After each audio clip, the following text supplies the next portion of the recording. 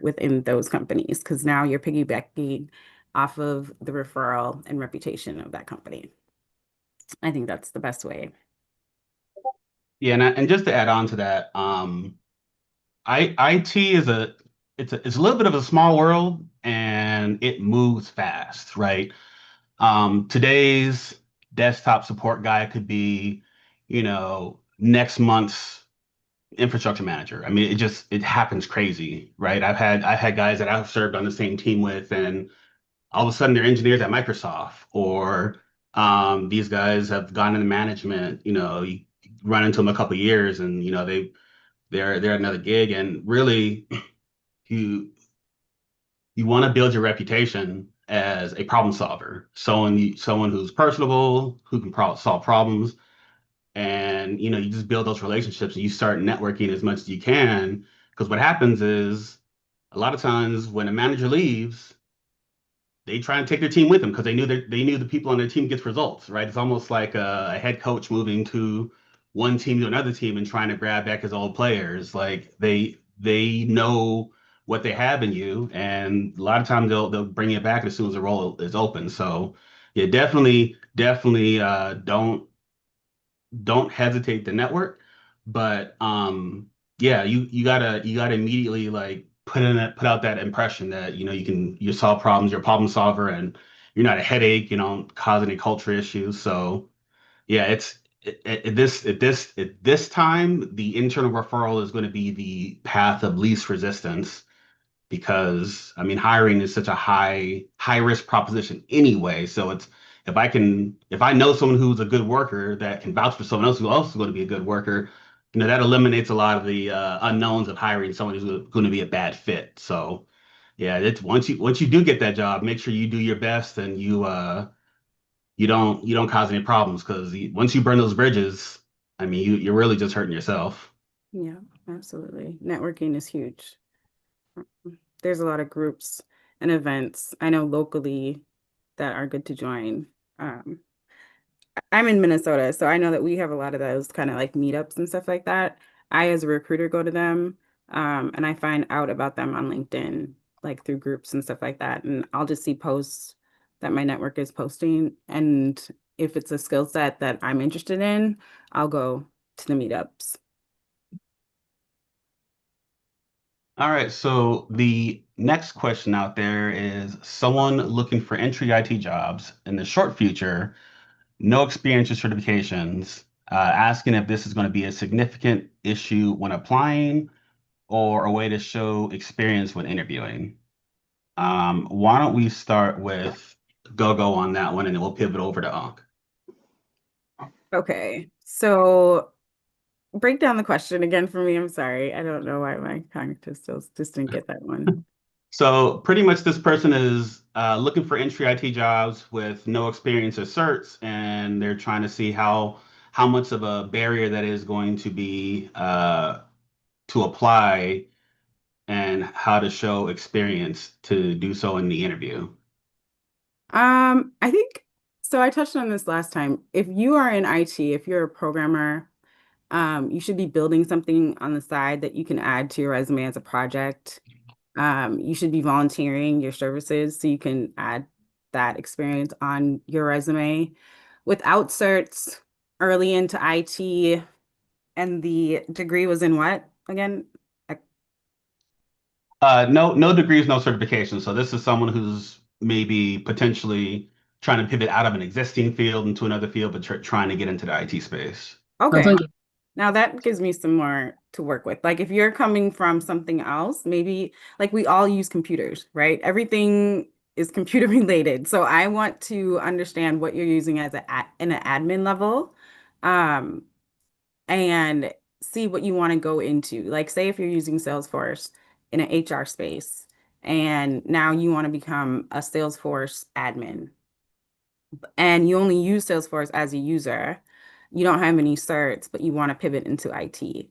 Now you have to show me on the side that you are looking into Salesforce. Like you have to be at least pursuing the certifications because how are you going to know without knowing unless you get moved within a company into that space? So if you're coming raw, like out of no experience, and you have to be pursuing the certs at least, or in a space outside of your everyday 9 to 5, working on that, whether it's a group, volunteering, projects, like I said. In IT, you always have to show that you're hungry to pursue the knowledge because there's so much and it's constantly coming out and you got to get up on it. And there is no, I just want to be here. You got to learn how to be here in IT. It's no joke. Yeah. What do you think? What you got? 100% agree that evolution as a IT professional is core to success. So I guess if you're coming from a place of no experience and no certs, um, it's going to be a pretty hard road. It's already been proven difficult to land that first corporate role, even if you have like a bachelor or a master's and no experience other than that and no certification. Well, I mean, your degree kind of is a huge cert in a way. Really, what will get you that entry level job though is experience. There's almost no way around that. If you're just coming in kind of raw into the kind of IT space. Now, there are more kind of uh, high probability of success paths. Number one, if you have professional contacts that already are established in IT, get those referrals. Number one, that is your absolute best strategy on landing an IT job, your first role. If you don't have those contacts, and be intentional about making those contacts. Go to IT's adjacent events. Go to Black Hat. Go to these conferences. Go to Oracle conferences. Whatever your kind of interest is, if cybersecurity, go to Black Hat, whatever. But go to these conferences. Try to try to pick up some professional contacts. Make friends. So make sure your people skills are on point, and be intentional about building connections where you can. If your friends have friends that are established in IT, hit up your friends, get them to invite y'all all out, have some beers, whatever. Your number one best path to success would be if you can get connected by someone who's already in IT, and they happen to be hiring at that company. Number two, though, if you don't have any of that, you just kind of raw, whatever, then yeah, your best bet is to build up a resume and portfolio, do the volunteer work, do the gig work on Fiverr or whatever, build up a portfolio, build your cousins, trying to start a mechanic shop website or set up set up their security, deploy the free AWS free tier infrastructure and show how you secured it, document everything you've done, build up something. And the more real world it is, the better, because that's what will win you that interview, is when you're able to speak to the challenges that you faced in real world situations. If you have experience and no certs, it's less of a deal. People make a big deal out of certs. I don't have any certs. I didn't have any degree. I've been in the industry for 20 years, so I mean, you can make it without any certs. Uh, Very few roles have enough of an impact by certs. Couple of the few certifications that may actually catch an eye: AWS Cloud Engineering Cert, the Cloud Solutions Professional or whatever. Solution architect, I think, yeah.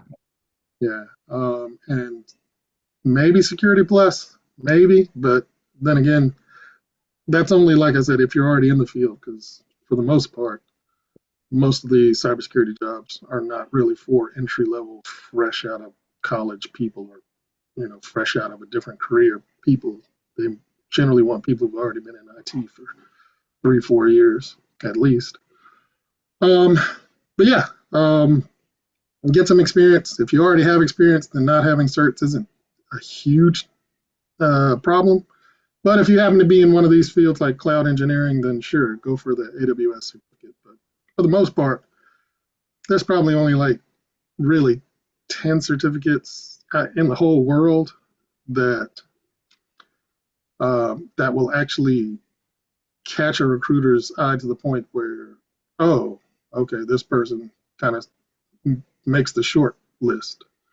Most certificates out there these days are kind of garbage. I mean, it's good to have the knowledge for certain, for sure. Get all the knowledge you need. Uh, take the practice test. And, I mean, whether you actually go all the way for the certificate kind of is irrelevant in most cases, but having that knowledge definitely is key. If you could pass the real certificate test, then that would be positioning you well. But for the most part, there are very few certificates that will kind of get you looked at on a short list for any of these jobs over your experience. Now, if you have the experience and certs, then sure, that those certs might bump you a little bit extra over the next guy who has some volunteer work as well. So yeah, I mean, you can make yourself a bit more marketable by adding those certs, but definitely focus on getting that experience, number one. Yeah, and I mean, and I think Unc and Gogo would agree. Like, experience is king. If you can demonstrate you've done a thing, like that's going to be a stronger indicator of what you can do in the future, right? If you can demonstrate you've done a thing and you can talk to it and you really know what you're talking about, yeah, that those people they're going to win, right? Because at the end of the day, IT is about problem solving. They want somebody who can solve problems, not somebody who can quote theory. So definitely, some roles will require certifications. I mean, that it just is what it is, right? Some especially like networking gigs, some of them require having like either a CCNA or a Palo Alto, just because like those certifications allow for gold status, so they get discounts on whatever. So having so many Cisco certified engineers for their company gives them better discounts, just kind of keeps the mill going, right? So yeah, experience is going to be king. If you're not being offered the jobs to get the experience, you got to try and find a way to manufacture it. That's where certifications will be. That's where certifications can help you if you are having a hard time generating competent experience. Certification will show that at least you have a baseline set of knowledge, and that might get you at the lower pay range, at least getting your foot in the door at some of these places, just because you can show that I know the material, right? So it's you gotta just kind of test the market and just keep working with recruiters and find out what works. All right. So the next question is someone uh, that's trying to apply for an internship with no IT experience. What would you um, what would you recommend to them? Go to the shops that you want to go to. That's a lot easier than trying to get like a contract 9 to 5. Because you need to search internships and then, also within the domain that you're trying to get into, and then, you know, start knocking on doors, really. Like that's where the networking comes in. Connect with them on LinkedIn for sure. And then take it from there. Make sure you follow up, see if you can get on um, like Zoom info. I don't know if a lot of people know about that, but we use it on the sales side to get contact information. So I know that there's our different What licenses. was that? Zoom info. Oh, what? Yeah, tell us more about that. Yeah, so it will kind of scalp the internet for you and toggle over names and grab the relevant numbers.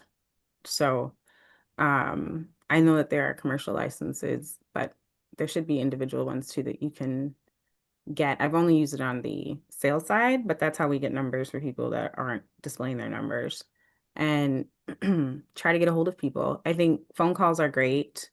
Um, but for internships, it's a lot more like door knocking. Make sure you have, again, had projects within your domain that make sense that you can create a resume with because you're still going to need one. Um, Hopefully you've done volunteering throughout school and you've held employment so you can put that on there. Even if it's not relevant, it shows that you are hungry to work and are working, have the responsibility of showing up. And I would add to that, if you are in college and you're looking for internships, like utilize your career services at your school. Mhm. Like they get paid a crap ton of money. Make them earn your money. So, they should always have every major university should have a career services something there, right? Where they kind of like college recruiting. They have these boosters that go out and find the best athletes, right? And you establish this pedigree. Your your career services division at your school is supposed to do the same thing. It's supposed to go out into these jobs, establish relationships with certain companies, and really put you in a position to compete for those internships because maybe this school is the best tech school in the state and they have all these relationships with employers. um, Take advantage of those. Take advantage of any job fairs that happen at on campus. Mhm. There's definitely a lot of resources if you are talking about an internship at a school to take advantage of, right? And in doing so, I would also say it's not a terrible idea, and I would love to hear Gogo's perception of this. But if you're in school, any professional experience you have that shows customer service facing stuff is going to help. But as far as the IT stuff, I what I did back in the days, I put course requirements of my degree on there and what things I were doing in school so that I was able to show, hey, I took an Active Directory class and this is my program and this is the things I've taken in my program so far. I mean, anything to just try and really grab that ATS system, right? And show that, oh well, he's a kid who's got this stuff here, we can maybe, take advantage of this, right? And timing is also a thing. A lot of internships happen over the summertime, so um, just you gotta be ready to jump on the opportunity when they present themselves. But yeah, leverage those services on campus as much as Yeah, you can because I mean that you're paying for that stuff, so you might as well take advantage of it. absolutely. What do you think? What was the question again? Oh, we were just talking about advice for someone to apply for internships with no IT experience. Oh, internships. That's right. Internships actually are kind of one of your. Um, it's not necessarily easy because there's so much competition, but your qualifications don't so much matter aside from uh, being close to completing a degree most of the time. They don't really expect a lot of certifications, so you actually do have a good chance of being able to qualify.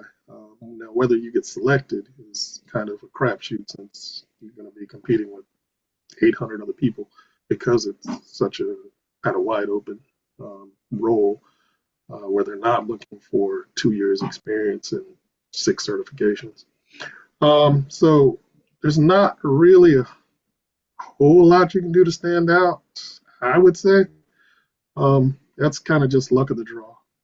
Just look for the internships, try to apply, stay on it, try to, build a rapport with that HR rep as much as you can without being uh, annoying. But for the most part, your resume doesn't too much matter. They're intentionally selecting people who they know probably won't have that much in the way of credentials. So yeah, there's not a whole lot you can do except just keep looking for those roles and shotgun out as many applications as you can, because you do actually probably qualify if you're in school. A lot of them do. That is their qualification, is to either be a senior or have recently completed a degree. So It's definitely a numbers game. I piggybacking off of Jason, with the resume, I've done some early career recruiting and showing longevity in like those customer service oriented roles is not a bad thing for me. And you can label it as something else. You could put it underneath all of your IT projects and some, you know, you can say like other jobs or something like that and then have it listed. But showing that longevity is good for early career stuff. Fantastic. Yeah, I agree. Yeah, it's people are looking for work ethic. So if you are going to compete for internships, having a strong work ethic is critical. Yeah. Um, so the next question we're moving on here is, and this one is probably more in Gogo's wheelhouse. let me toss Uh, one more in, Chase, from the part one. Someone asked, or someone kind of hinted to asking towards why the job market is the way it is. You have any thoughts on that, Gogo? Oh no, I have no idea. I just ride the waves. I have no idea what's going on. Um, so near as I can tell, the job market decline, the steep decline, is driven largely by companies adopting AI, kind of experimenting. So with the rise of large language models, companies have shifted more resources towards seeing what roles AI can fill in their organizations. So they've taken those same resources they used to use to hire people, and they've put it towards experimenting with AI. Um, and we've seen reports lately that they've tried to put AI into highly technical roles, and it hasn't done well. So um, there is some good optimism now that this experimentation phase is kind of tapering off, and they've they've kind of found that AI can do low level things, but won't necessarily be able to do much more than that for now. So there is some optimism that uh, the more mid level and senior roles will see more hiring. However, that is not a great news for the entry level area where AI can be effective in many ways. Um, Junior coders, especially, um, can be uh, impacted by the dearth of jobs that will exist because people are using AI.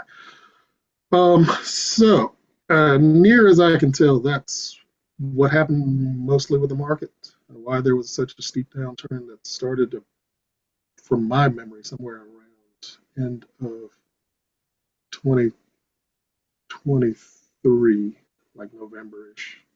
Because I usually get calls and like 3 or 4 recruiter calls a day, and 20 emails a day on job leads. But I noticed somewhere around, I think the end of 2023, that my phone just started getting quiet during Yeah. the Yeah, days. it's been a rough 2 years. It's been very rough. I thought you were gonna say like the Fed and the tariffs and stuff like that. When it comes to Well, AI, I want to say this for my clients and from what I'm seeing, and not just my clients, obviously, but within my recruiter network, what we're seeing is people are cleaning up their databases. Everything is Oracle, ERP, clean up the database because we're ready to do some AI. They're going to do intra stuff, right? They're going to make products that are going to suit their jobs and automate and do those things for internal actions, bots, etc. And then they're going to figure out how to package this and create a service that they can now give to their clients as AI, right? But that all takes programs. That's what I'm learning now, especially within these last, I'll say, honestly, a month of the new roles that I'm looking at. Because now this QA role, for instance, has Tosca, which is an automation program, taking away all of the Java, all of the programming needed, right, behind the scenes, all of the extra layers. But somebody still has to know how to run Tosca, right? You still have to understand how to do that. So that's now the pivot. You've automated yourselves into these automation spaces that still need to be controlled. People still don't know how to run. They want it in their organizations. So now you have to bring that. Yeah, But I right, think. just let me Oh, tiptoe. go ahead. I'm sorry. Everything like people are still timid. It's still at like we're easing to this edge of AI. We're tiptoeing there, right? And everybody is like lined up. They're cleaning up their databases, but nobody's really like jumping yet. So there's no FOMO yet. And once you see that, that's when you're going to see the uptick of the market. When you have a fear of missing out. Everybody has these intra and external AI products that they're producing at rapid rate and they're doing all of these things. Then you'll see the jump, in my opinion. Yeah, the last couple of years has kind of just been crazy, right? COVID happened, and then all of a sudden, like we had to support remote work, and everybody overhired, and then the market retracted, and things kind of dried up. So you kind of see these in waves. So with that being said, we have a couple of questions here that I want to go ahead and put together. So the first question is, how valuable is like the security plus as far as breaking in? Is it at this junction of the market, is it like a requirement for someone who's trying to get in? And then the other question I wanted to layer on top of that is someone asked if the market is currently leaning towards generalists or specialists. Can I answer the first one while I have this in my head really quick? Yes. Thank you. Okay. And say that first part again one more time for me. Sorry. Just fast. I try to keep it in. So Um, so there's a lot of hype around Security Plus. Oh Is yeah. that Okay, is this that is the what I go-to wanted to cert? say because there's a lot of these questions and this is how you guys figure it out on your own. You go to let's say five top companies you want to, work at. Go on their job board list. They all have career portions of their website. Click on there, find the job, find the exact job you want and look at their requirements. If within there they have this is the requirement, this is the requirement, this is the requirement. Note that. Now go to the next one and do all of this sequentially. Now go to the next company. Same thing. Go find that title, network engineer. Go on their job boards. Go see it. If Security Plus is listed there, note that. Go to the next company. Go in their job boards. Again, even if they're recycled ones, Google to make sure you get these job descriptions. That's the Bible. For me as a recruiter, I can't go outside of that. Like if it says certs, I need your certs, right? But if you find that all these companies, okay, they all need these certain certs, that's what you go for, right? And that's your answer. If you find that sometimes they'll say 5 years of experience in lieu of the education or the certs, then you'll see that trend. But you need to go out there on the market and build your own trends for your own domain and understand what is needed on those job descriptions because that's your answer, right? That's how you break in. If you see that they're saying that their entry level, quote unquote, is requiring this cert and 1 year of experience. That's their definition of entry level. So that's what you got to meet. Okay. If you want in then that company, go to the job descriptions. And I think Unc, and you could probably we probably share the same opinion on this.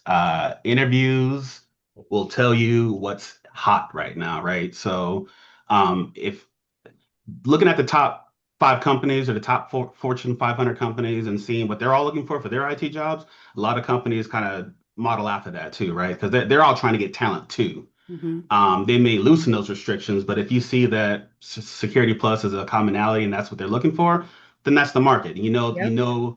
Even if it may not be, it's not the end all be all, but it's a new hotness, right? So, if you're trying to compete, you got to have the hotness.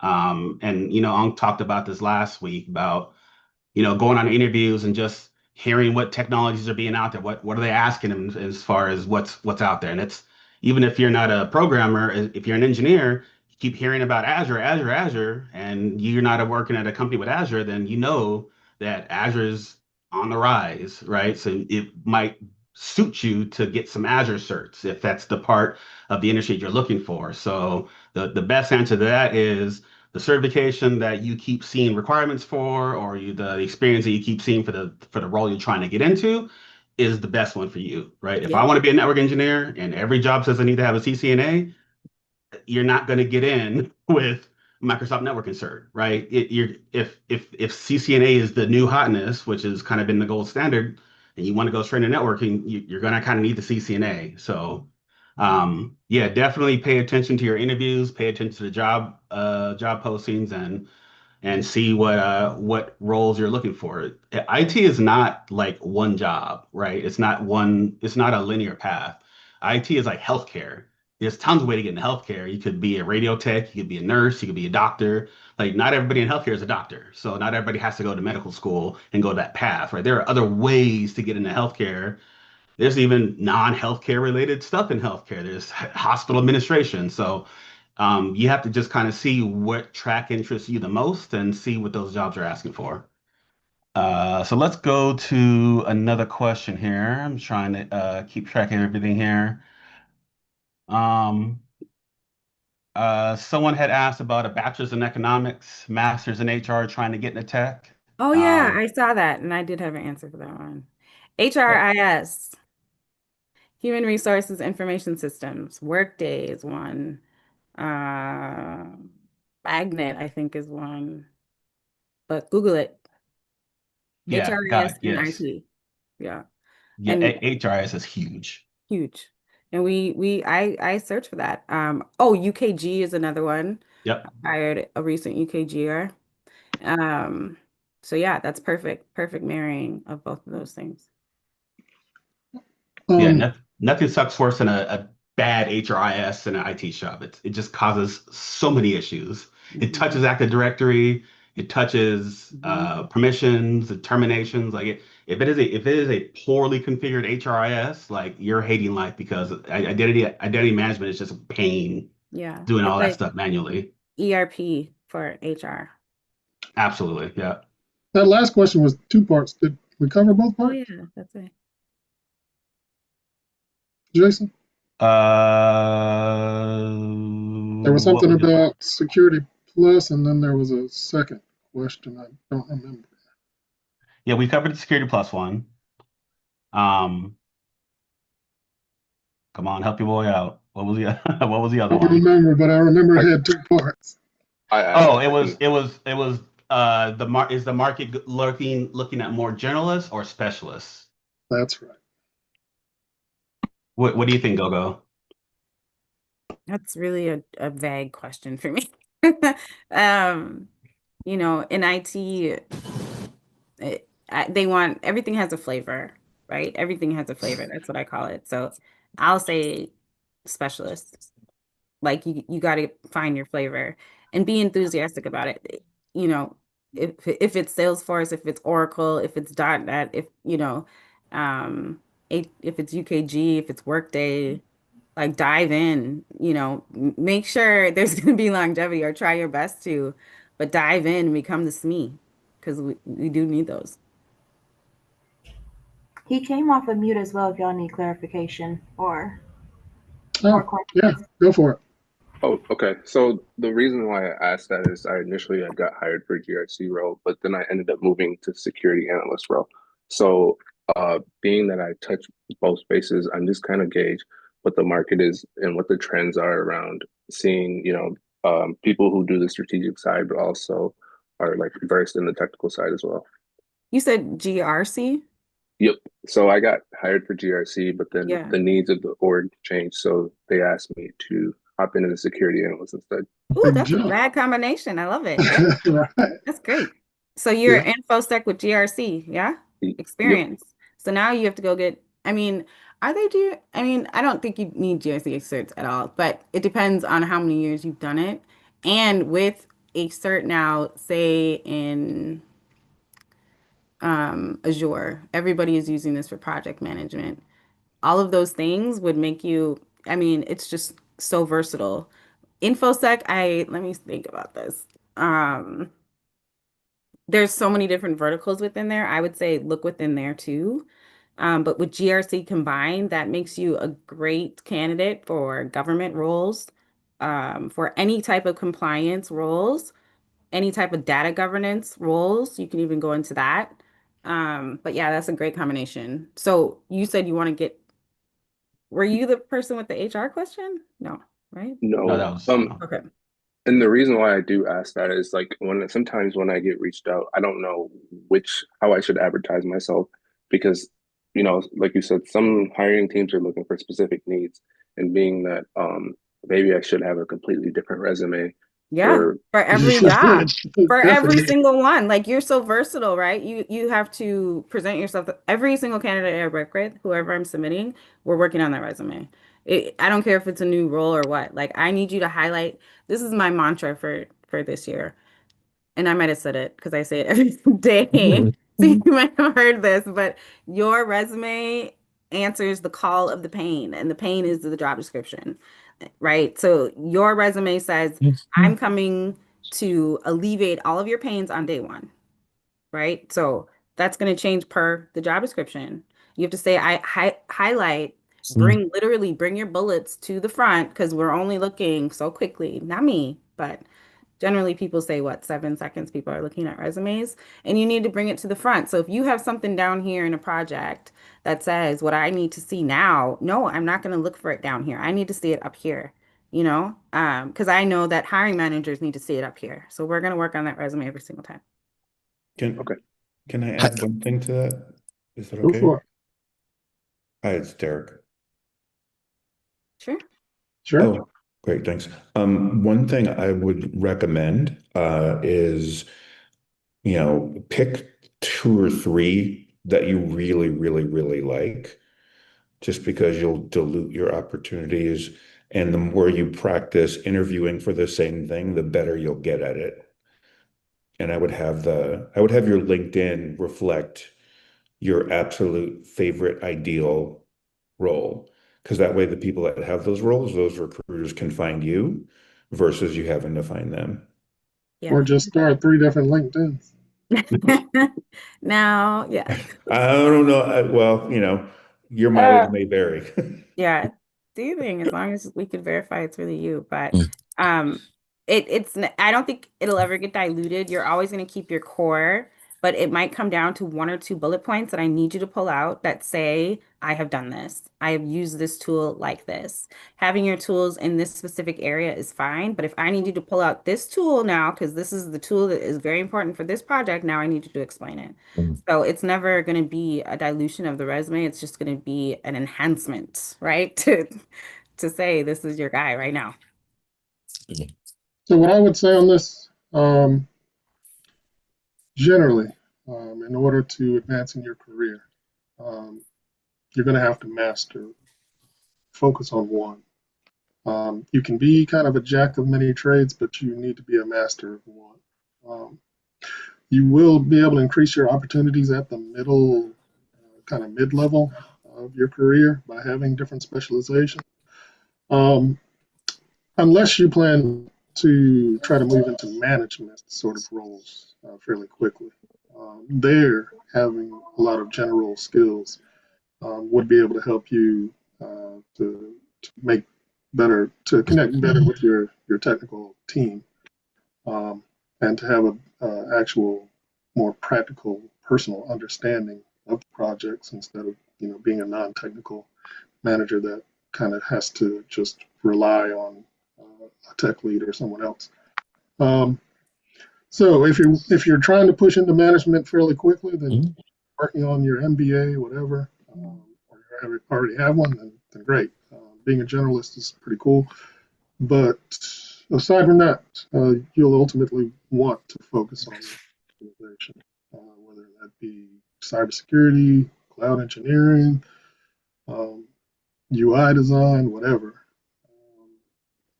Yeah, just kind of see which one, like Mr. Richardson said, which one appeals to you, and yeah, start pushing on that one. As far as resumes, you definitely should have more than one resume. I don't change my resume for every job. I just have one for every role. Um, so back when I was applying for like PHP sort of work, um, I would have one for that. But I also knew a lot of Java, so I had one that focused mostly on the Java stuff up top. So I have multiple different versions of resumes, and I would send out whichever one was most appropriate to that role. Um, Generally, these resumes have kind of highlighted all the main keywords that I see in the roles that are related to it. So for GRC kind of stuff, go through those job postings, see what keywords are important, make sure that your resume focuses on those keywords. And then for security analyst roles, have a resume that's ready to go for those that highlights those. But you can put your GRC stuff in that resume, but not necessarily as prominently. So yeah, you definitely should have multiple resumes and send out whichever ones are most relevant for that role. And if you're working with a recruiter, they may ask you to tweak it, highlight this specific word or whatever. So yeah, but yeah, you definitely should not try to use the same resume for every role. Tailor your interview answers towards whichever role you're applying to, and the same with your resume. Okay. Thank you, everyone. Mhm. All right. Moving down. So, uh, let's try and combine two other questions again, Yeah. for the sake of time. So the next one I have here is someone currently holds an information security diploma and will graduate in 2026 with an associate's in cybersecurity and networking. They're currently studying for SEC Plus.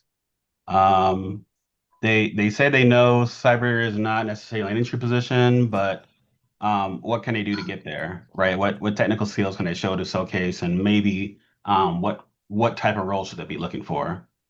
Telecom. Go to those telecom companies. Also construction, do a lot of infrastructure projects. So you're going to be able to get in on those infrastructure, hands-on laying down the Cisco and all that kind of stuff, switches and racks that y'all do.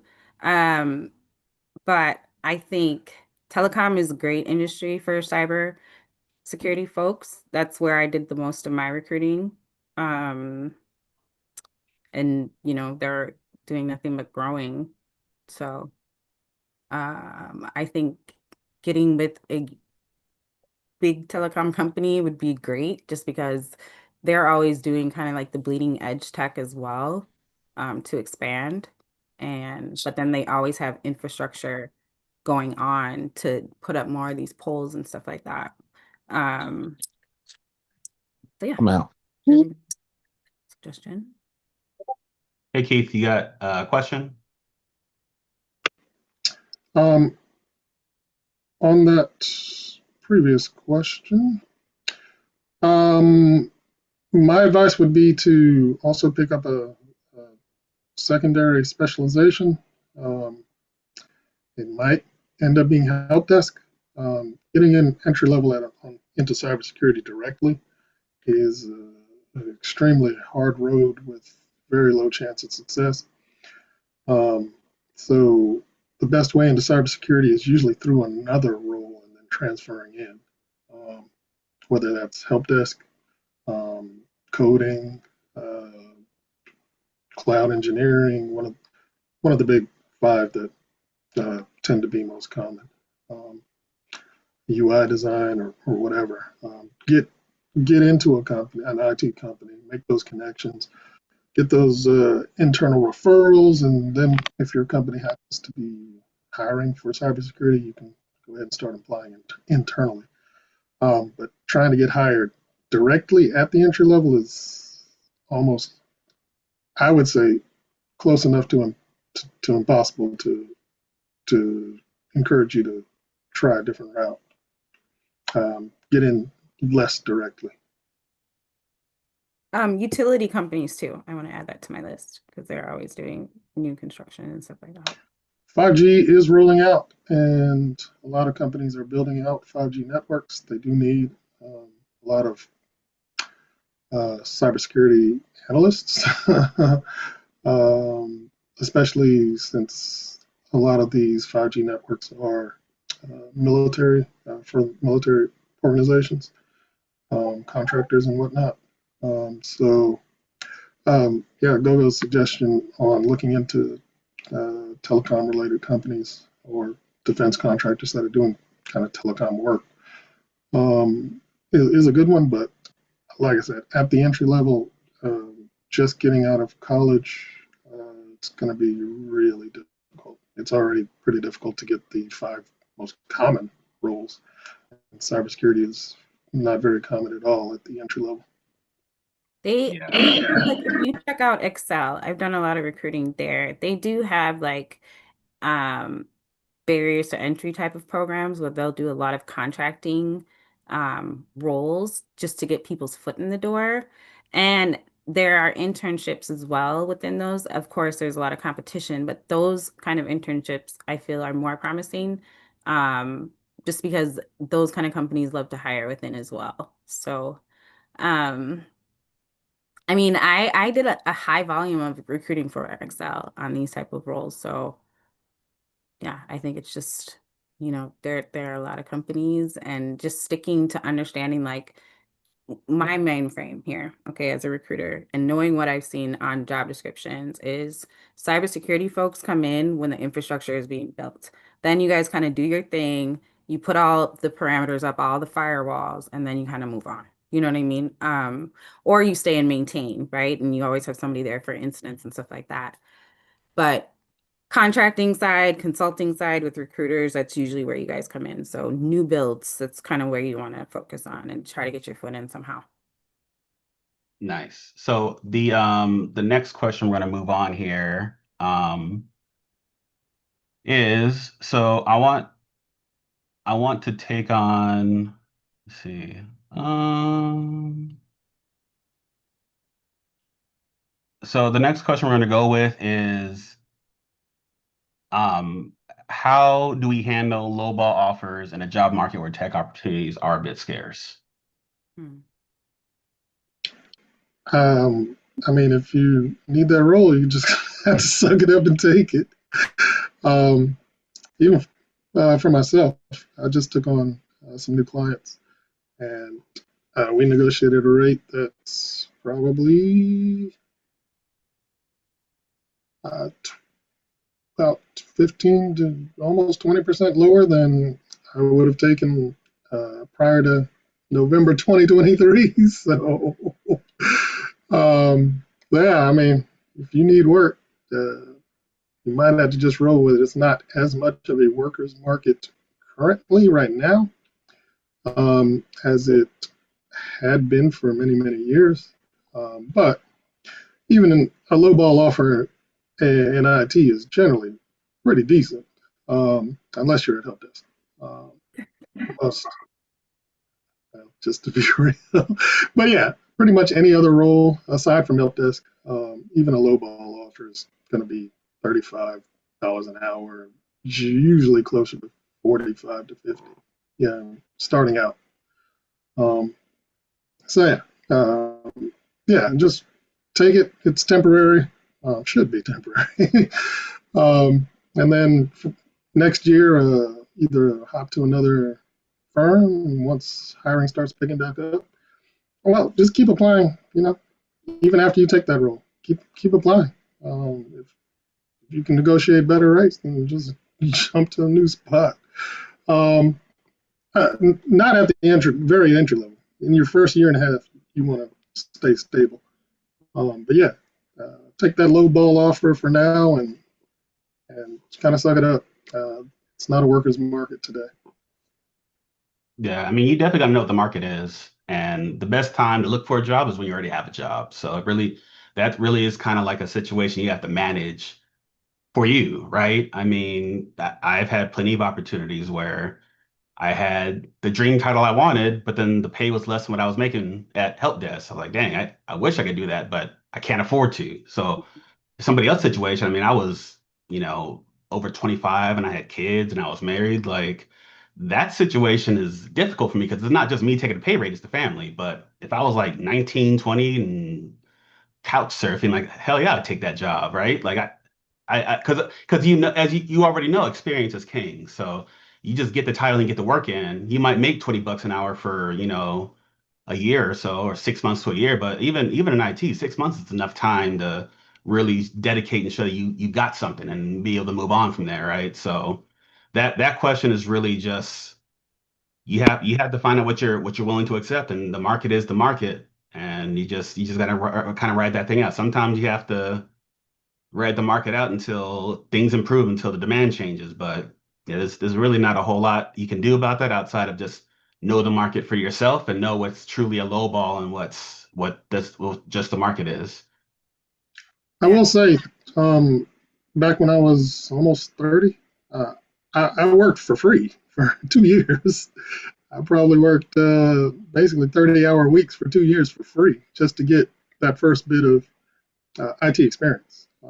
So I didn't make a penny in my first IT job, but I was able to put it on my resume, and it did lead to me landing a corporate role. And that first corporate role, I think, was back then was like 70,000. So, I mean that it cost me 2 years of my life, but I think it put me on.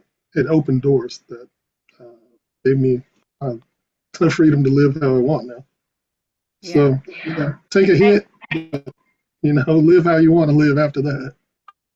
I get that. And I hate hearing that, to be honest, that you have to do that, but it's honestly what you have to do, right? But also, if you're working with a recruiter, be honest with them, like what your minimum is, like what's uncomfortable. I never want to put you in an uncomfortable space. With that being said, also push back on your recruiters too. I might encourage that. And my recruiter network is probably going to be mad at me, but do it and see really what is possible. Ask, like, is this the max? Is there anything else you can get for me? So I say vouch for yourself, and don't take nothing less. But it's not really easy in these streets. So sometimes, like Uncle Jason said, you have to do what you have to do, especially in that entry level, um, you know, time. You really need to gain that experience to grow your resume so you can sell that you're a great worker. Um, but yeah, I say push back at your recruiters and be honest with them about your minimums. That's like, and hopefully you can stack that with another job. Don't do that. Yeah, do that. You have to, because I Don't don't ever want to tell do the that. recruiter your minimum because that's what you're gonna get. No, no, no, no, no, never. Because I'm asking that so that I know that I'm not presenting something to you that you are going to like scoff at, right? If I bring something to you that's $40 per hour and you want nothing less than 60, then I'm only coming at you with $60 rolls. I'm not even going to waste your time. If your recruiter knows your minimum, it's probably what you're gonna get. Maybe it doesn't apply for Never, go-go's. I don't Maybe know. she'll, Because we get maybe more money. she'll Like, be fair no, no, with you, no. but That's not true at all. We can't legally do that. We can't undercut you to the point where it's like ridiculous on the roll. But I'm literally needing to know that so that, we understand what not to bring to you.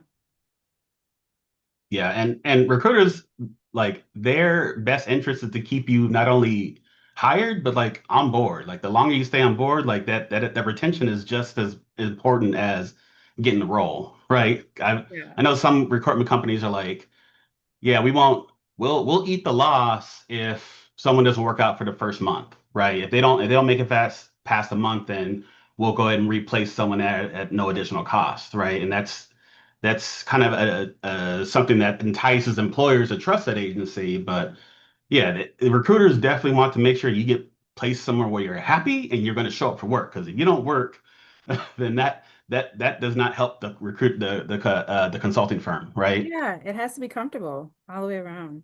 Or it doesn't work. So, So pivoting off of that, Ms. K. Stewart had a question. Said, are companies lean more towards contract to hire, or direct hire placements right now? I don't know. I work for an agency, so I will say 80% of my roles are contract to hire. However, this year I've seen an uptick in direct hire roles. So I don't know what that means. For these last 2 years, I see things and I'm like, ooh, this might be a trend. And then it just is completely different the next week. So I have no idea. But I have seen more direct hire roles.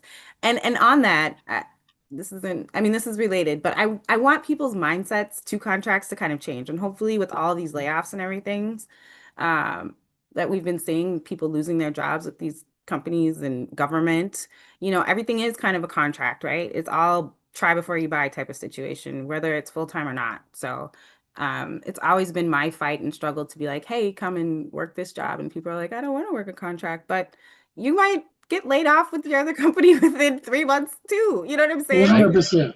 Yeah. 100%. I don't know why people have any hesitation about contract roles. Yeah. They are almost, almost the same as working a full-time employee role. Hmm. Now, some of the contractors are pretty upfront with you that, hey, we have this one project, 6 months, and then that's it. But most of them will tell you, like, hey, yeah, we're only doing contracts for 6 months at a time, but we expect that this project that we're looking to bring more people in for has a pretty long runway. We probably can renew your contract or bring you on full time Everybody in should know. 6 months. Yep. Um, so yeah, I don't, especially right now, I would say don't Especially right have any now, I would hesitation say don't have any hesitation about contracting. about contracting. All right. Right. So with yeah, and my 2 cents about that is just um and I would like to ask what Gogo feels about this as well is con as far as the contract to hire, do you feel like the minimum skills, I wouldn't say minimum skills, but I always felt like contract jobs were an opportunity to take a flyer on somebody who may not have all the points, right? I Mm-mm. mean, it's a for me, it always seemed like it was a lower risk to the employer than a direct hire because direct hires, it's expensive to fire Oh, people, I and see. there's labor laws and all that. You can't just fire someone. You can get rid of a contractor, much faster legally than you can like a direct hire. So there might be a little bit more appetite for risk depending on how long that contract has been out there that you may not check all the boxes, but hey, if it's a contract that they work out, they work out. They don't work out, then we can just get another contractor. So, I mean, is that how that kind of Kind how that of, you feel like kind it of. is? However, as a contractor, you have to be ready to hit the ground running day one. That's the Oh, thing. absolutely. Because right there saying to the agency, this is exactly what we want. You need to provide that. We do that. And then, it's in our best interest if you stay, because like you said, there are penalties. Like if something happens within 3 weeks or something like that, and you're pulled from the role, we have to backfill it, but then also like it's, just good business for you to stay for our relationship. But it's easier than like they don't have to do any of the firing or anything. We take on all of those HR responsibilities. So it's easier for them to pull the plug with, a lot of buy-in basically from our side. So um I don't know if that answers the question, really, but yeah. Yeah. So it's hard to tell. It really depends on the company, right? Mm, And that's a really hard question because some organizations might be cash strapped, so like they can't afford a full-time hire because full-time hire, full-time hire is more than just your salary, right? They got to pay your salary, they got to pay for your benefits. Like there's a lot of stuff that goes in your compensation package that doesn't show up in your paycheck. yeah. And it is expensive to maintain headcount. So every organization might be in a different situation. I worked for a power company that they're quasi government, so they couldn't just increase headcount, so they went around that with interns and contractors because they couldn't get approved for direct hire roles. Yeah. So it really just depends on the organization and where they're at. If they're cash strapped and they need a project done, they're going to probably go for a contract. right? If they don't have confidence in their internal hiring, they might do a contract to hire or rely on a consulting agency to fill those roles because they don't want to bother with recruiting themselves, right? So it really just kind of depends. I mean, direct hires are nice because your benefits package tends to be better, but I mean, if you're you gotta gamble on yourself, right? That's how you get those roles. That's how you get that experience. And if you got to take a contract to get it, I mean, go for it.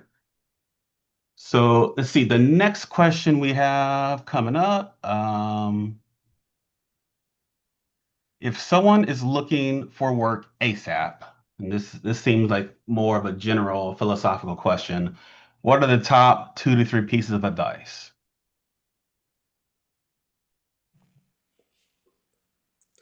Don't be looking in IT. Ouch. Um, ASAP, like this week, that used to be a thing. And I'm optimistic that sometime next year it will be a thing again. Um, we seem to be on an upward trend. We seem to actually be on an upward trend earlier in the year, but then the tariff stuff happened and companies started clutching their wallets. Um, but yeah, I mean that used to be a thing. But if you're talking right now, then IT is not really a an ASAP route to getting paychecks. It's going to take some some months, possibly. Um, uh, like I said, prior to end of 2023, if I wanted to find some new clients, I could do that within 2 days, literally. I would be in a meeting with a client, and we'd be signing a contract, probably 2 3 days. Um, my last few times when I decided to search out some clients, um, last year I picked up a client. That process took 4 months, I believe. It's the longest time ever in my career. Um, and then last month, that process took almost exactly 30 days from me starting to see what companies were looking for work and setting up meetings with them, out to signing a contract with them. So that's with, like I said, 20 years of experience. Someone who has uh, almost no experience is going to, number one, you're going to need to really build up experience. That's where your time should be. You can apply, you know, 7 or 10 jobs a week, but most of your time should be focused on finding ways to get some sort of experience on your own, whether, like I said, it's volunteering for nonprofits, churches, or open source projects, or doing gig work, building up a profile on Fiverr or whatever. Um, but yeah, right now, IT is not an ASAP, in a ASAP situation. Yeah. Uber. Unless you have a lot of experience, then Uber. maybe. DoorDash is ASAP type work, but for IT, you got to get your resume ready and you got to network. You got to get on the ground and bang on some doors. And it's kind of a slow burn. But number one piece of advice, I would say get your resume together and um if you're like, I don't know where that person is coming from, like if they're coming from completely functional role to going to IT. I would say get all of the computer touching that you did and all of the programs that you touched with those computers onto your resume somehow, um, and explain how you use those things and see what you got. Like, what does it look like after that? Are you a BA? Are you a BSA? Are you going to be an admin? Like, what does that story create? So you got to figure out how you're going to market yourself. That's the first thing you got to do, and then do it. Other big piece of advice, I'd say pick up a mentor. That's exactly why we started Black IT Academy, is as a mentorship nonprofit. We are volunteering our times for you guys. Um, if you if you join the Discord, you can find someone that's in whatever perspective specialization that you're looking towards, whether it's cybersecurity or anything else, coding, whatever. And we'll find you a mentor, and they will give you your week by, or probably month by month kind of playbook on what you need to do to position yourself to get to land that role. Um, so big piece of advice, if you want to get into IT, start working on your finding experience some way. Pick up a mentor, and I had another one. Really network. That's it. Network. Find events in your area that are IT related where you can start building up business contacts. All right, so we're gonna move on. I'm gonna take this one. Is it better to chase what's popular in IT, in this case, cybersecurity, or find a lane and go hard at it until you land something, even if it's not so popular? And my answer to that is find what you love. Because like there's nothing that's worse than finding a job that pays well but you hate. I mean, unless you can find something that you can just kind of get it out of the way and live the life that you want to live. But IT is not, it's not a set it and forget. Like you're gonna have to keep self-learning, you're gonna have to keep self-educating. If that field does not interest you, like getting those certifications and taking those trainings, they're gonna be painful. I mean, if you do not love programming and you get a job as a programmer, and then all of a sudden, like, all right, I got this programming language, and now I'm good, and all of a sudden, you went from Java to JavaScript. It's like, ah, dang, now I got to learn this other coding language. I mean, life's gonna suck. Like, it doesn't matter what your career longevity was, because technology changes so often. So if you don't do something you're not interested in, it's really hard to stay in. So it's a field that you're gonna have to keep learning. You're gonna have to keep being relevant with what's going on. And if you're not fascinated with that technology or is not interested enough for you to study in and keep studying, it doesn't matter what's popular. Let the other people do that job, right? Yeah. So Yeah. that's what I would say about that. I don't I mean I don't know how you guys if you guys I feel anything agree. different about Agree that. I would 100%. piggyback and say find what's popular within what you love. There's no point in doing Hogan if that's what you like to do, and because it's in a place that you love. If it's nobody's doing Hogan anymore, like Hogan is getting retired. So I would say do what's edgy and fresh and upcoming within what you love. Figure out what's popular, what the trend is saying. Start there, maybe. So yeah, 100% all that. I have a friend, personal friend. I sent some courses on IT certifications he could work on. He doesn't work in IT. He's been talking about transitioning in, I guess, because we travel together every once in a while. Um, we went to Carnival in Brazil. So he's kind of seen how, the freedom that IT has been able to give me. So yeah, I said, okay, if you want to get in, you want to live this life, that's cool.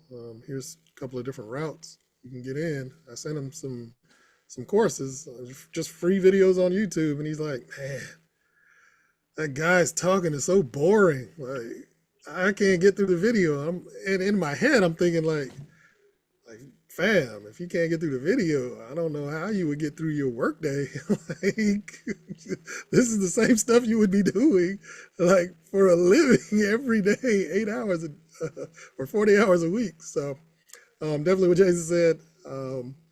If you are going to hate it, doesn't really matter if it's popular or not. But on the flip side, I would say there have been studies on people's happiness, and they've found a lot of times that people come to love what they do rather than doing what they thought they loved to begin with. So that is always a possibility as well. But I mean, you probably will get a fairly good feel for whether you can learn to love something pretty early on. So take those signs. Also, for this question, I would say popular is a is an interesting word. There's what people think is popular, like cybersecurity, um, just because it's been marketed very heavily by people selling courses. Doesn't necessarily mean that it's actually popular for companies looking to hire. Um, the most popular roles still are coders. Well, number one probably is coders, and then cloud engineers, UI, UX artists, whatever, and data analysts, database folks. So, and then help desk. Those are actually probably what I've seen over my career is consistently the actually most popular roles. Um, Sales. Not counting Everyone wants to a marketing. guy who makes money. Yeah. Well, if you want to make, you know, stupid money, then, then there's always the little niche things you could try to pick Can up, I play devil's COBOL. advocate really quick? Sure. Because I have not seen those roles that much this year. Or I mean, in the last 2, 3 years. Um, there's barely any SDLC coders right now. I'm not seeing cybersecurity. I've done one EUC asset management role. Um, Well, let's so that go was like to you. close to What are you closure. seeing in IT? Yeah, I'm seeing project managers, program managers. I'm seeing data. I'm seeing Oracle. I see Salesforce a lot. Salesforce engineers, cloud engineers. When it comes to Oracle, it'll be functional and technical. Um, and then, like I said, other ERPs as well. LN and Infor is another one I'm seeing a little bit more. I'm also seeing a lot more engineering roles right Well, now. I was speaking specifically. Sorry, what did you say? It like cut out. I said I was speaking specifically to the entry level. Oh, gotcha. Yeah, I have no idea. Right now, Yeah, I'm I'm having. doing more senior stuff, but um, that's actually what I used to do a lot of. I'll say back in 2021, those roles, and a lot more QA. Now I'm seeing, like I said, a lot more data engineers, data stewards. Um, yeah, not even seeing that many scrum masters as well. A lot of those roles are getting blended into other roles. Um, but yeah, that's just my trend that I'm seeing. So, um, do you mind? Mo- Moving on pretty quickly here. There's another question I wanted to get here that is a really good one.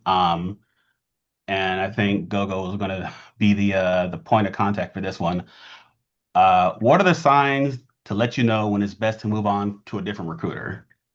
For example, I had a recruiter tell me companies expect you to stay in help desk your whole careers, and looking to pivot into other roles was frowned on. Oh, Yeah, yeah. I'm not even a recruiter. I was like, that sounds like bad advice. that sounds like awful advice. Um, there should be a level of synergy with your recruiter, but again, it should really just be about the avenue that they can open up to you. I'm just like a middleman, right? So I'm here to identify the talent and get you connected to where I know the openings are.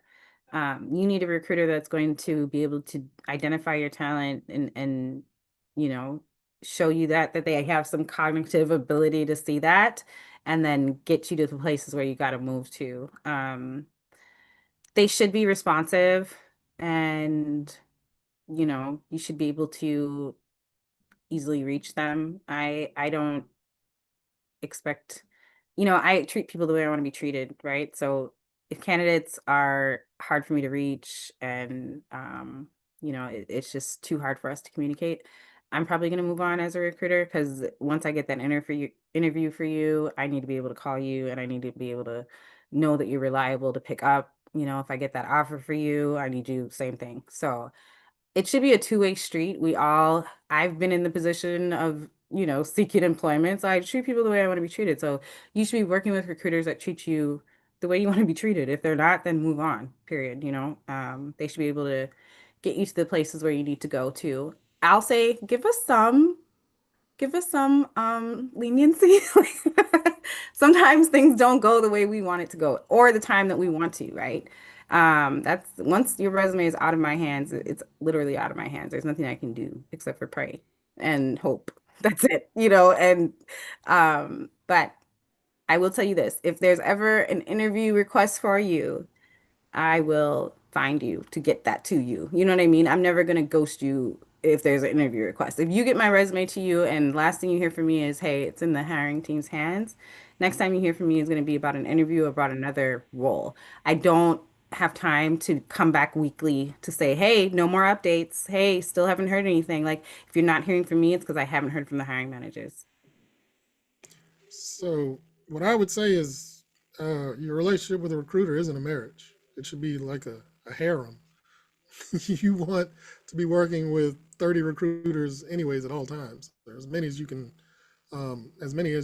find, and that you, especially ones that you know are reliable. So um, you shouldn't really have to worry about moving on from a recruiter. There, you shouldn't be locked into one in the Yeah. first place unless you have gotten interviews and everything. You're actually pretty much in the pipeline to actually get an offer. So at that point, then yeah, you might want to, focus more towards that recruiter. But aside from that, I mean, there's no locking in. You keep going with all the Yeah. recruiters you can find. That's a great point too. Like, it's not just my one job to find you a role. It's your job too, and it could be other recruiters' job too, you know. Yeah, I mean, that's what it is. So yeah, definitely utilize your recruiters. Because I said it's in their best interest to place you. And if you're getting bad advice, there's more recruiters out there. So and I've even done, when I was working with a recruiter, I've asked them like, hey, this is what I'm trying to do. Can you look at my resume and see what you recommend, what would kind of get me more out in the market? He's like, yeah, and he took my resume and literally just updated some lines and put. I mean, like, yeah, it helps him out because it gives him another quality candidate to recommend to employers. So like, utilize that relationship. It's not just a one-way relationship. The recruiter's getting a candidate to get placed, and you're getting a job. So definitely use as much of those resources as you can because they have an insight of the market that we don't, right? They talk to hiring managers all the time. So they're seeing what roles are coming out and they're seeing what resumes are getting picked up because they're competing for jobs too, right? They're competing to make sure that their candidate gets picked over someone else's candidate from a rival agency. So definitely play the field and utilize your resources. I mean that's just kind of the way it goes. So with I that, I think would we've. say one more thing on that. Oh, go I ahead. gotta say something too. Go Don't be ahead. scared of Indian recruiters. For whatever reason, people seem to be, I don't know, they just assume it's fraudulent or whatever. Like I said in the part one, I don't really concern myself with job market fraud, recruiter fraudulent recruiters. I mean, because I don't give them Social Security unless we are deep into some processes or something. Um, so yeah, I don't know. Some people seem to be worried about Indian recruiters. Now they have historically been less effective at finding me decent consulting roles, but some of them have been a bridge to some decent contracts for me. So yeah, don't be I scared of them. agree. Yeah, we actually utilize our offshore resourcing team. So you might get contacted from them first, and then they'll bring your resume to me, and then I'll take over. But I wanted to piggyback to what Jason was saying. When you are working with multiple recruiters, ask for the resume that they sent to the client. If they're not giving it to you, because that is a polished resume that we've gone through and tailored to make sure it's perfect before we present it to that client. So that's one that you can then take and, if you have to switch it up, then do that or whatever. But I also make like paragraphs that will kind of um, highlight your experience to the role specifically and talk about all of your accomplishments in that area. So it's a beautiful resume I've just created for you that you're probably paying resume services to create. But sometimes, like, unless it's copied on, emails and stuff like that, you might not get it. So I will say ask for it if you're not getting it from your recruiters. That's a gem right there. Didn't even know about that. So we are about 40 minutes to the top of the next hour. I don't know if that's how you're supposed to say that, but that's how it came out. Do we have anybody who is currently with us in the Zoom that wants to ask a question directly? Come off of mute and ask something. We got two incredible resources here. We got Unc that knows the game. We got a recruiter that works in the market. I mean, there's plenty of gems out here, plenty of knowledge to interact. Hey guys. Hey. Hey, how's it going? Hey, good. I'm good. Great stuff. Really appreciate the feedback so far. So I was the one who asked the question earlier. I am a product designer. Been in the U.S. since 2022. Did my master's in UX design. Um, However, since I graduated in May last year, it's really just been impossible to find a job. I mean, I'm not sitting around. I'm currently teaching technology in a school, and I'm also building out my own AI applications. I just registered my business, and I'm currently building out vibe coding applications using Claude CLI. Okay. But that's not to say I have like closed the door on employment. Um, you know, what am I missing? What am I not doing right? What are you trying to what kind of role are you trying to land? A product design role. Uh, you already do that work, you said, or no? Yeah, I do it for myself, like because I couldn't find a job. I started this company, and I'm just building applications that I want to see in the world. What is your tech stack? What's that? What are you building these products with? Like when you say Oh, product design. yeah, product. So it's iOS. I'm using React Native because I'm trying to build them for both iOS and Android using Superbase as the backend and Anthropic's Cloud Code CLI to create the actual code. You're coding these by hand? Yes, I'm vibe coding it. I don't know if you're familiar with the term. Yeah. Hey, so tell me, what is an example of a product that you create? So I don't know if I can flip my camera right now because I'm lying in bed. I have to laugh at my setup, but I don't know if you see this. So this is an example of my workflow. I don't know if you see that. Anyway. I don't need to. I just need you to Okay, tell so me what does it I'm currently working on so the first product I made was a dictation tool. So I use Claude Code, the command line interface, and you have to type into it. And that was just stressful for me. So I created a dictation app where I can just speak to it and it takes my language, runs it through the OpenAI API, translate it, make sure the grammar is correct, and paste it into Claude Code. That was the first app I made. Right now, I'm currently working on a prayer/devotion app for the Christian community. I started that because my wife and I, we were looking for a reliable prayer devotion guide, and we just couldn't find one. And I was like, well, how about I just start creating my own prayers on YouTube? And I grew a community on YouTube to about 5,000 users, 5,000 subscribers, and started just by posting those contents there. It was hard work to create the content. So I used N8N to automate that process. So I was pumping out a lot of content, hence the channel was able to grow really quickly in 2 months. And so it just made sense to create a product to serve this niche that I had found. Um, you know, so that's the latest product I'm working on. I'm But a I fan have of other it. things But are you a full stack designer? I mean, are you a full stack developer? a full stack developer. Oh yeah, that's the role. That's generally what that role would be called, but because you're using AI to do the work. So yeah, exactly. Because I see myself more as a product designer, not a developer. Yeah, I know I've taught myself like Python in the past and Java for creative coding, but it's not to say I have a very strong grasp on it, but just on So by product designer, exactly UX, what? user experience. That's it. That's it. Okay, Okay. Then gotcha. just be UX. Okay, the product designer that was throwing me. And then when I'm you're sorry. explaining what you're doing to me, that sounds like full stack. So I don't understand why you would promote yourself as product designer versus full stack. Then if you're telling me you're using the AI stuff, so you're not actually doing all the code, you're getting the scripts, right?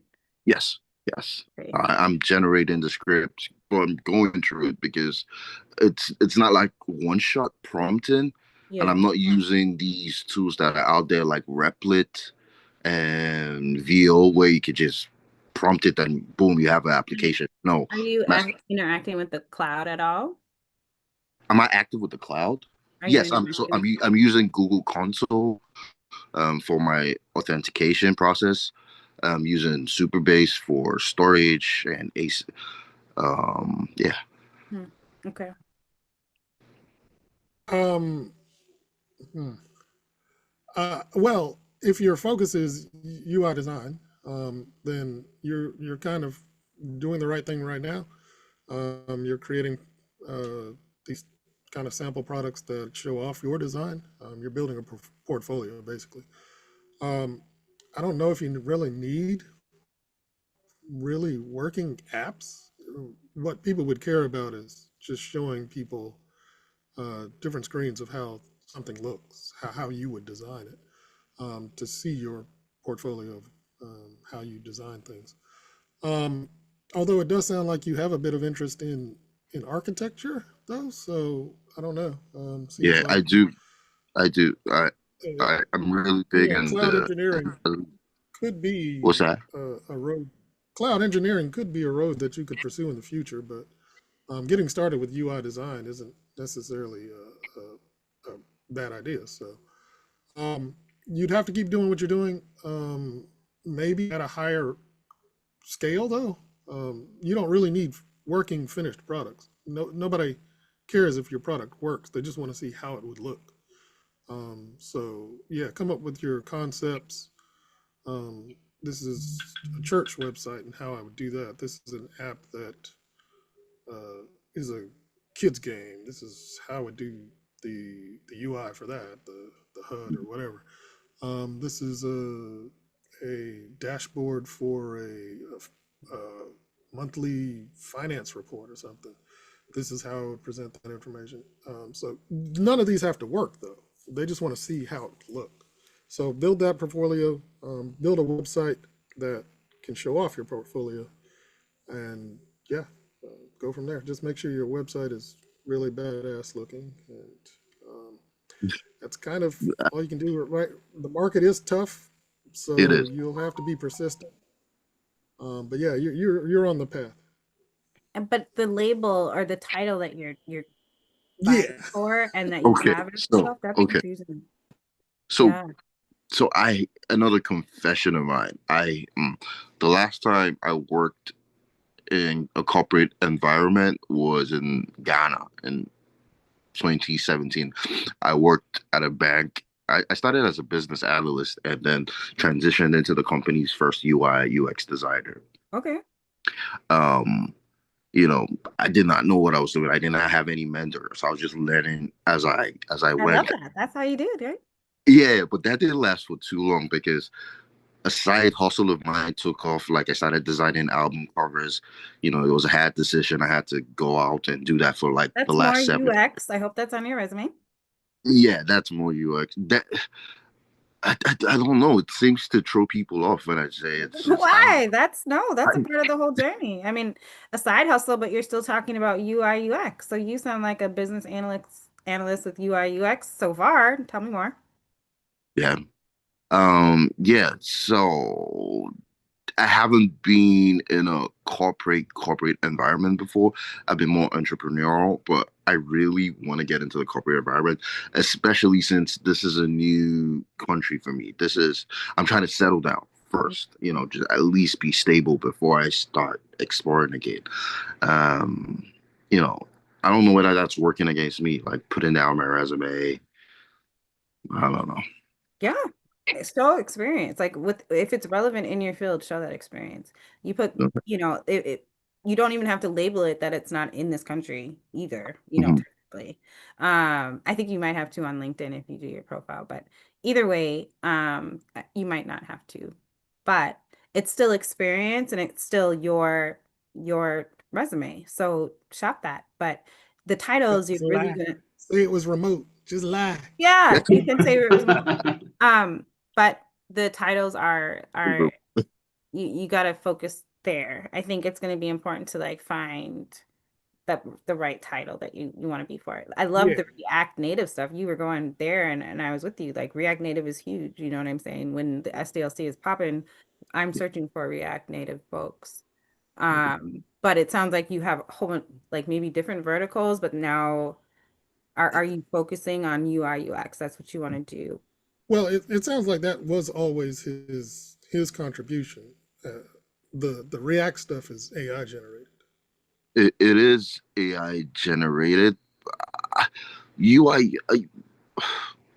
So even in the UX community, there's a lot of debate what we call ourselves. Are we UI designers, UX designers, or product designers? The reason I call myself a product designer is because I feel I'm very much in touch with the business aspect. We don't You use know, that term in no, IT.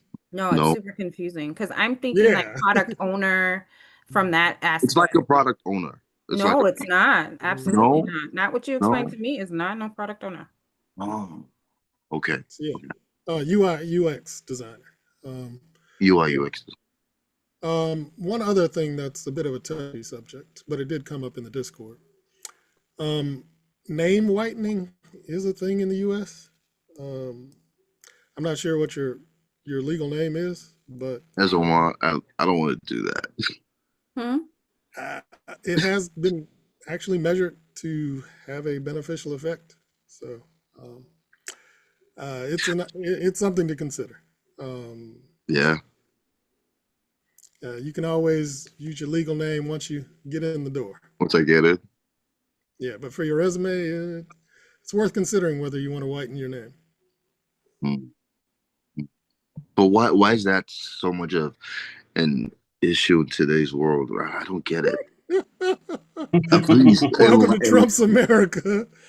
enlighten me. Because of Trump. Now, I will say that the studies did not focus on IT, and I suspect IT has less of an issue with this, but it has been measured. Okay. They did a study with sending out the exact same resume to like 300 different employers. One of the resumes had the name Greg, the other one had the name Jamal, and the Jamal one got 50% less callbacks. So, it is a thing but that wasn't IT specific. I suspect IT is at least a little better than that, but it's worth considering. So I'll throw it out there. America is a racist country. Let's just be honest. So that's just what it is. You know what I'm saying? It touches every single market, every single industry. That's I'm gonna be honest. Hmm? What? I'm sorry. Maybe that's random, but No, yeah, that's all I have to say. So it touches every industry. So I'm not gonna be doing any type of like I want to see your skills, you know? I want to see your soft skills. If you pass those tests, you're in for me. But I know where, the companies, the culture is and all that kind of stuff. And yeah, after it comes out of my hands, it's out of my hands. But this is what it is. We live where we live. We're knocking on the doors that we're knocking on. So mm. Yeah. 100%. Yep, and that brings me to another question slash point that was introduced earlier. And that was I appreciate you sharing your story with us, man. If you haven't already, check out our Discord, Black IT Academy. I just joined. Fantastic. Keep networking with us, and we offer a lot of services here. We gonna get it together. So appreciate you joining. Um, the one question I saw was about what's the difference between what separates candidates who are always getting multiple offers from those who stay stuck interviewing? And I feel like that there's a two-part to that, right? First part is, are you getting to the interview level and not getting the job, or are you not getting the interviews? So typically what I found is if you're not getting the interviews, it might be your resume. So that might be something you talk to a recruiter with to find out why you're not picked up in those roles, right? Just to kind of level set to find out where you are. As far as the interviews go, um, Gogo, do you have any insight on that? Like, do you get feedback from hiring managers from interviews that have happened and Yeah. why they didn't pick your client? Absolutely. So this market right now, it is all about your soft skills and your interview presentation. If I get you the interview, or say your resume gets you the interview, so that means you hit all of the things, right? You got technically past that. But now it comes to interviews, and if you're not confident, if you're not dynamic, if you can't tell your story sharply and succinctly, if you're using a lot of filler words, if your network is bad, if your mute is on and you're supposed to be an IT guy, you know what I'm saying? Like if you have no audio, if you're having network issues, all of the little things can ding you because the market is saturated at this point. So you might be one of two candidates with the exact same resumes, right? In terms of qualifications, in terms of ranking. They see the same on paper. But now in the interview, it's time to be dynamic and it's time to make sure there's no room for error there. Because any little thing they'll say, "Oh yeah, well this guy's video didn't really come on." And we had pretty good interviews, everything went well, but yeah, they have to find something. And so they will say those things. And then the feedback has been they had some network issues, blah, blah, blah. And I'll look through the feedback and literally that's it. That's the only thing. So we've actually implemented mock interviews end of Q2. And I thought they were going to be a huge hurdle for candidates in terms of like another step, but actually they've been really helpful. And where it's just like a 15-minute exchange with someone in leadership within the company, and then you're given some feedback right away. But they try to simulate it as much as possible as what the client live interview would be.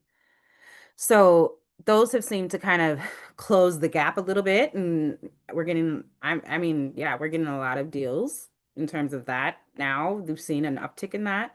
Um, but that you can't have any error on the interview. A lot of them are remote now too.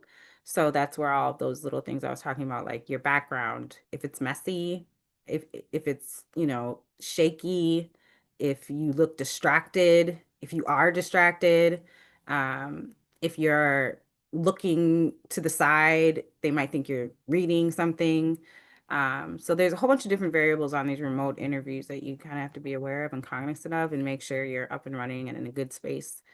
So there aren't any, you know, variables that they can say, hey, this one little thing dinged you. And mind you, technology is technology. Sometimes it fails us, but try your best to not let it.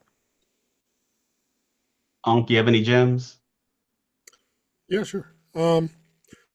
Your your biggest way to win interviews is to have a coherent story that that that shows off your grasp of solving real world issues.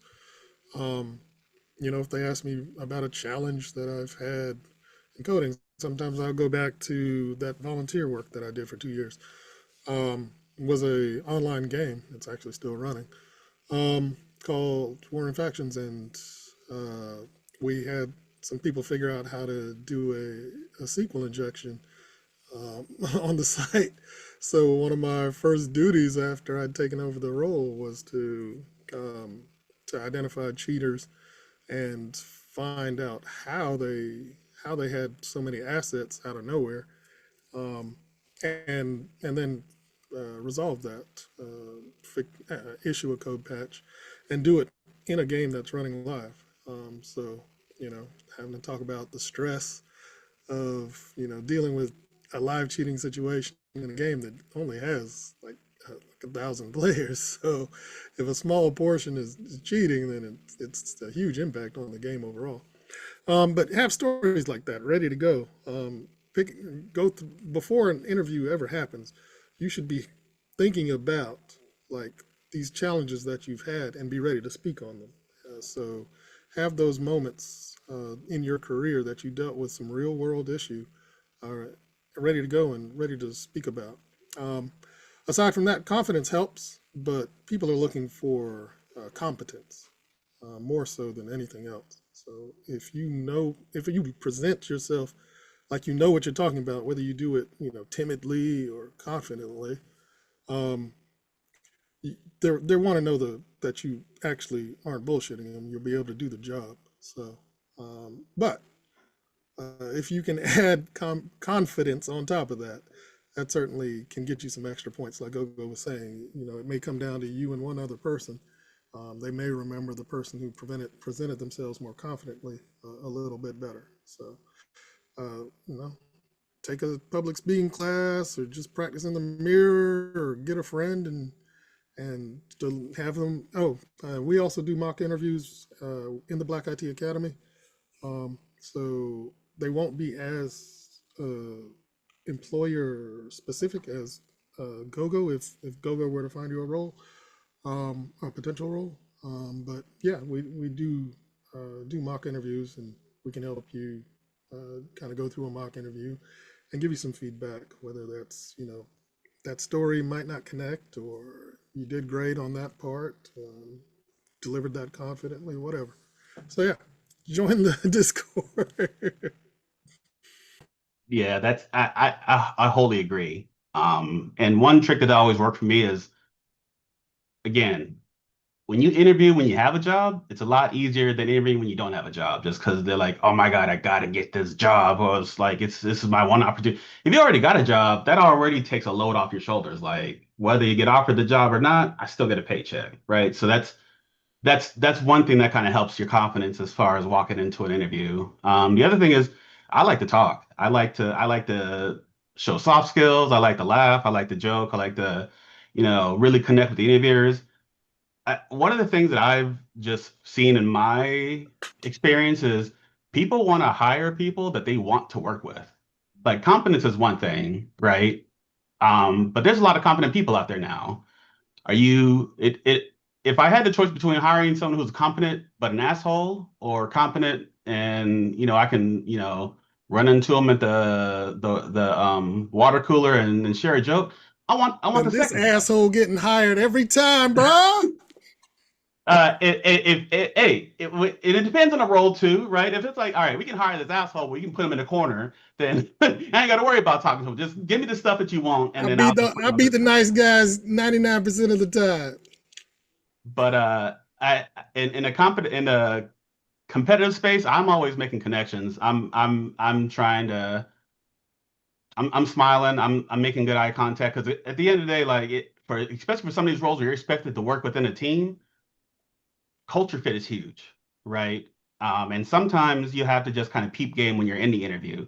Sometimes the role they're looking for someone who's competent, so they'll ask you a lot of technical questions. So you got to show your competence. But if they're asking you a bunch of personality questions, then they already are comfortable with your skill set, but they want to see how you're going to mesh with the rest of the team, right? So you just got to kind of be able to peep game when you hear those type of interviews and know which ones they're looking for. So if you're trying to do a culture fit interview and you keep setting off technical stuff, like that might turn them off because like, yeah, we know you're smart, but like, can we trust you around people? Are you going to piss off the rest of the team, right? And the other thing might be we really need someone who can hit the ground running hard, and we need someone who really knows their stuff. Then you gotta answer that interview that way. So it's always a bit of a strategy, a bit of cat and mouse. But yeah, definitely you definitely want to start paying attention to your interviews and not just get so tunnel vision on answering the questions, but trying to kind of get an idea of what's going on, what they're looking for, right? Yeah. So those are all things that One kind of other that kind of help me out. I agree. You got one to other read the thing, room. yeah, be ready to lie about those soft questions. If Yes, I golf they're every day. are you do you work better alone or as a team? Oh man, I do some of my best work alone, but I've loved working as part of a team. It doesn't even matter what your real answer is. Just give them some bullshit like that, where you're going for both. Just lie about that soft stuff. Now, technical skills, you're not going to get away with lying too Oh often. no, So, that is the um, quickest way to get yeah, a that no is offer. that's the quickest way to get that shut down. But the Yeah. soft stuff, yeah, you've been working remote for so long. You sure you want to come on site um, and work this role? Oh yeah, I'd love to. It doesn't matter what your real answer is. Yeah. Just just lie about that stuff. Also, Um, though, read the room, and there is such thing as talking too much. There is such thing as being too quirky. I've heard these things as feedback. Um, so yes, be amicable, be friendly, all those things, but confident, succinct answers will win. Okay? Keep it like get to the point. You don't need to talk about your grandma and what she's going through or the surgery that she had last week. You know what I'm saying? But be personable as well. It's a real it's a fine line to walk, but read the room, right? And kind of ride the wave of the interviewers as well, but then know when to stop yourself. Okay. I've heard being too verbose is something people have said as a reason no. right. Long-winded answers are not good. Um, Show off your experience, but keep it pretty on point. One last thing I would say is you generally should have an idea of where you stand in an interview before you wrap it up. The easiest way that I've found to get that is just ask at the end to ask, hey, so it looks like you're in the interview phase now. What are kind of your next steps, or what's your timeline to get to your next steps? The way that they answer that question, just their body language will tell you how they felt about you. So if they're like, well, we got another week or whatever, you'll hear from us or something like that, then yeah, you're not gonna hear from them. But if they're like, oh, well, we're probably going to be reaching out to your recruiting or your consulting agency or whatever in the next couple of days. Their tone when they answer that question for you will generally tell you. So just keep that question like in your back pocket for the end of the interview. Another good way to close it out is by asking what barriers they see with you joining. Express your interest in the role, express the fact that you're liking what you're hearing and joining the team is something that you think would be a great thing. And what do you foresee as a barrier to me joining? Or do you see any barriers to me joining with this? What would they be? Yeah, I always like to ask if they see any red flags in my resume, that might concern them, and see if there's anything that, if they do They say something didn't. that You already got the interview. They already told you, no.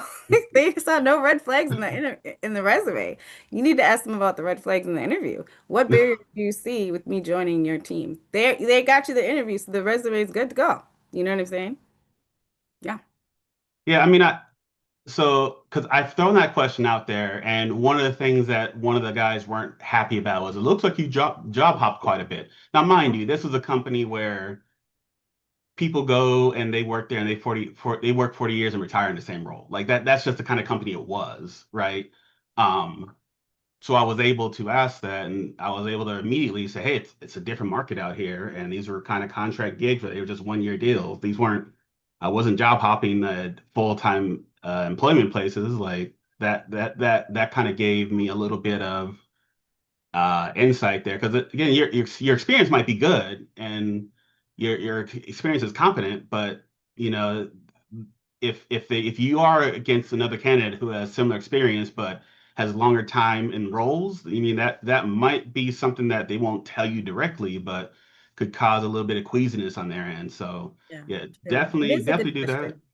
Definitely ask questions. Don't ask questions. Ask about problems that they're having, and um, be excited about how you could solve those problems or look forward to working with people. Like those are all things that leave a really good mark, right? Ask questions about the company, or come prepared about things that are going on with the company and what projects they got going on, and what series of projects will be going on in the first 6 months. What's expected of me when in the first 90 days of my hire, right? Those are all things that show that you're actively engaged and keeps the conversation moving. And a lot of guys, a lot of hiring managers like to talk about themselves or feel good about what they do. So kind of like getting them to talk about what they do and how the team is managed, like that gives them a good feel good. And you can use those things to kind of again read the room. If they're being short with you and they're being quiet, and don't extend the interview, because that means they're stressed out and they're on the time limit. So don't leave a bad impression by like, man, we had 20 minutes for this interview and we needed to leave 30 minutes ago. Like don't do that. But yeah, definitely read the room. And that's just something that comes with experience, Yeah. right? You'll as you do these interviews, you'll kind of learn what works for you and kind of just figure out how to read the room. And we got places for that. We got a Discord to do some mock interviews. So yeah, definitely utilize some self skills. But with that being said, we're about 10 minutes past the top of the hour. We're going to go ahead and wrap up here. This has been a great session here. I want to go ahead and first and foremost thank Unc for putting this together and being able to and wanting to share this with the community. We want to go ahead and also thank our special guest Gogo for literally just coming off of LinkedIn and answering the call to come out and like help our community. So that's super dope. So Round being of able to applause have for Miss Gogo. definitely being able to have these two experiences, these two personalities is really valuable. So we hope that you guys got something of value. I mean, even moderating, I picked up some gems. So I'm hoping that you guys enjoyed that too. The conversation continues on Discord. So jump on our Black IT Academy Discord. The link tree is in the chat, and uh, link up with connect with a GoGo on LinkedIn. Her LinkedIn is on the chat as well. Yeah, definitely like it at resume services, seeing what the market is like, advice, like she's all about that. So Yeah.